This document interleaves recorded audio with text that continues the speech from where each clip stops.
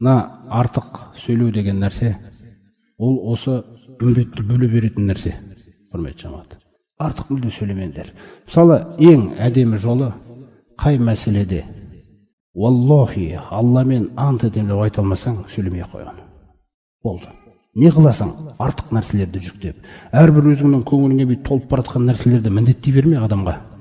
Адамның сенен де басқа беретін жүгі жеткілікті, көтеретін жүгі. Сосын мынандай нәрсе, құрметті жамағат.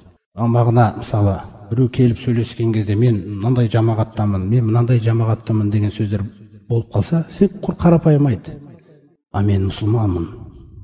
Мен Мұхаммедтің үмбеті деп аталатын мұсылман жамағатынамын мен. Неге олай айтылады? Хаж сүресінде Алла тағала айтады соны. Қараңыздар. Важахиду фил хаққи хаққа жихадихи, филлахи хаққа жихадихи. Алла тағаланың разылығын іздеп, өздеріңмен әбден күресіңдер дейді. Қараңыздар. Әбден күресіп, салиқалы амалдарды қойыңдар дейді. Міне, толтырыңдар деген мағынада. Сосын варкаху, Алла тағалаға қарай хуачтабакум, ол сендерді таңдады дейді. Біз өзімізге қараңызшы, құрметті жамағат. Үлкен аманат сөз мынау. Ол сендерді таңдады дейді. Біз таңдады деген сөзге қалай лайықты болу керекпіз да? Ол сендерді таңдады дейді. Уама жаала алейкум фиддини мин хараджин. Сондай-ақ ол сендерге дейді, бұл дінде ешқандай ауырлық қылған емес дейді.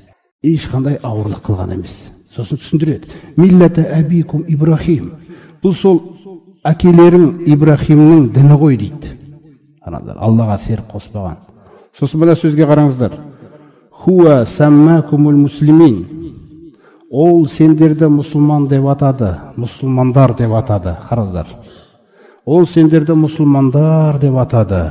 Мин қаблу, сендерден бұрынғы үмбеттер деді. Бүкіл пайғамбарлар мұсылмандар. Бүкіл пайғамбарларға ергендер мұсылмандар, бойұсынғандар.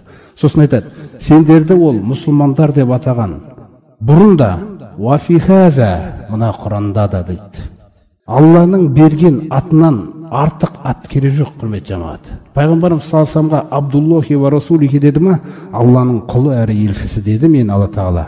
Алланың құлы әрі елшісі деген басқа атаулар жасамаңдар.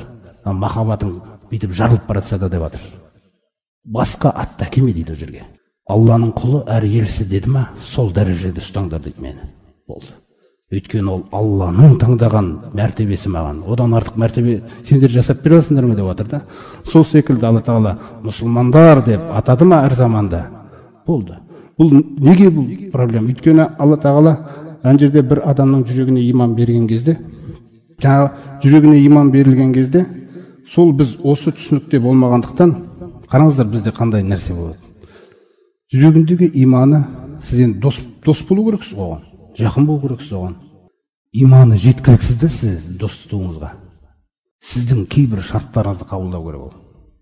Сіз сүйген кейбір нәрселерді сүю керек ол. Сіздің кейбір Алла тағала нәсіп еткен бір салиқалы бір амалдарыңызда оның бойында болмайынша сіз оны қабылдай алмайсыз. Сіз кімсіз? Алла тағала оған иманды береді. Салып көр біреудің жүрегіне иманды. Алла тағаланың жүрегіне иман береді екен. Сосын сен оны менсінбейсің да. Неге? Қарапайым атқа біз дұрыс нету керекпіз да. Аллаға бойсынған, бойсынушы. Көрдіңіз ғой? Мұсылмандықтың өзін лайықты деңгейде атқарып беру керек болып отыр ғой. Көрдіңіз бе?